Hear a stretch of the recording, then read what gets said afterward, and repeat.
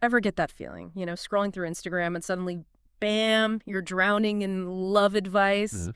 5 secrets to a perfect relationship, 3 things your man should be doing. It's like, come on. So Yeah. today, we're diving right into, are we getting too much love advice these days? Mhm. We found this CNBC article, and it's got us thinking. It tackles this whole advice overload thing, but then get this, it compares it to something from 1938. 1838. Wow. Right, an article from The Atlantic called Love in America. Who knew they were even worried about this stuff back then? Okay, so the CNBC article starts off, and it's basically saying what we all know. Relationship advice is everywhere. But here's where it gets interesting. They bring up this 1938 piece, Love in America, totally different time, Yeah. obviously. Yeah. Talk about a blast from the past. Societal norms around love and marriage back then, a whole different world, especially for women. It's amazing to think about. No kidding. It's like a time capsule, right? But that's what's so wild. Almost a century apart, and both articles are worried about the same thing, all this love advice. Like the 1938 one, they were worried that people were so caught up in this idea of perfect love, from movies, books, that they were calling it quits too easily in real life. It's Yep. like they were expecting a fairy tale ending from day one. And get this, there's this line from the 1938 article that just stuck with me. You cannot possibly feel cheerful when you see the art of love, well, reduced to such automatic formulas. That's pretty insightful. Right. It's like even back then they knew you couldn't just like plug and play when it came to love. Exactly. And that's what makes this comparison so relevant. Because that concern from 1938, it's still true today, maybe even more so. Following generic relationship advice, like some kind of recipe, it can seriously backfire. Every relationship is unique, just like every person is unique. There's no one-size-fits-all solution. It all comes back to knowing yourself, trusting your gut, relying on your judgment instead of blindly following someone else's advice. It's like we're so busy listening to everyone else tell us how to have a relationship, we forget to figure out what we actually want. And then there's that whole thing about the one, like find your soulmate and all your problems magically disappear. Both articles talked about that too. Oh yeah, that's a big one. It's this idea that finding the one is the be-all and end-all. Like as if life is just some waiting room until your soulmate shows up and then suddenly everything's perfect. And don't get me wrong, finding someone special is amazing, but it's about having a life outside of that too, right? Absolutely. It's about being a whole person with your own interests, passions. Yes, your own things. Don't lose yourself in the relationship, as they say. What gets me about this whole love advice thing, it's not even just the amount of advice, it's also what all that information does to our expectations. Oh, 100%. Yeah. We start comparing our relationships to everyone else's. It's like everyone on Instagram has this picture-perfect love life, and if yours doesn't look like that, well, something must be wrong. Exactly. We see the highlight reel, but not the behind the scenes. And we end up with these unrealistic expectations, thinking our relationship should be Instagram worthy 24/7. Which is impossible, right? Right. Relationships take work, they have ups and downs. Exactly. And sometimes that raw honesty, those real struggles, that's what makes a relationship strong. So how do we deal with all this then? How do we tune out the noise and figure out what actually matters? It starts with you, knowing yourself. Like what you want, what you value in a partner. Right. What are your non-negotiables? Think about, you wouldn't take financial advice from someone who's bankrupt, would you? Mm-hmm. Good point.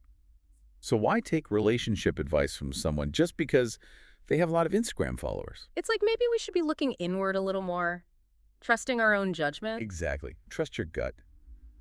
Deep down, you already know what feels right. We just got to learn to listen to that voice again. It's like we need to develop this like love advice filter, Love that. It's about being selective, taking what resonates, leaving what doesn't. Right, not just blindly following whatever everyone else is saying. And here's the thing. There's no one-size-fits-all in relationships. What works for one couple might be a disaster for another. Totally. We're all different people with different needs and wants. Exactly. So instead of trying to force yourself into some cookie-cutter mold, focus on what feels authentic to you and your partner. Build something real. Yeah, build something real. I like that. Okay, so going back to those articles for a sec, both of them pointed out another biggie.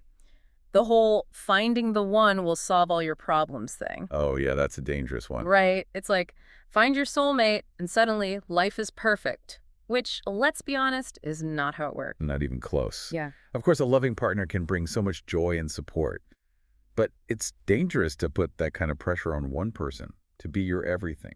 Exactly. It's about having a life outside of your relationship, too. 100%. Yeah. Having your own passions, your own friends, your own sense of self. It's funny, though, because sometimes it feels like all this love advice out there actually makes it harder to do that, to have your own life and a great relationship. That's a really interesting point. How so?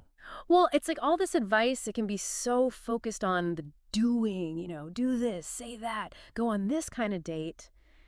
It's easy to get caught up in all that and forget to just, like, be yourself. That's so true. We can get so caught up in performing a relationship, we forget to actually connect as real people. Exactly. And that's where all the problems start, right? When we're not being authentic, when we're trying to force something that's not really there. It's like wearing a mask all the time. Eventually, you get tired of Mhm. pretending. And the relationship suffers. So how do we avoid that? How do we stay true to ourselves while also, putting in the work to have a healthy relationship?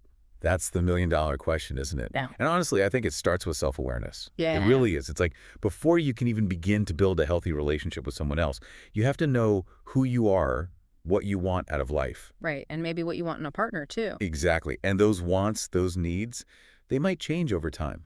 And that's okay. We're always growing, always evolving. It's like that whole happily ever after thing. It's not about finding someone who fits perfectly into your life right now. It's about finding someone who's willing to grow with you. Yes, someone who challenges you, supports you, and accepts you for who you are, even as you both change.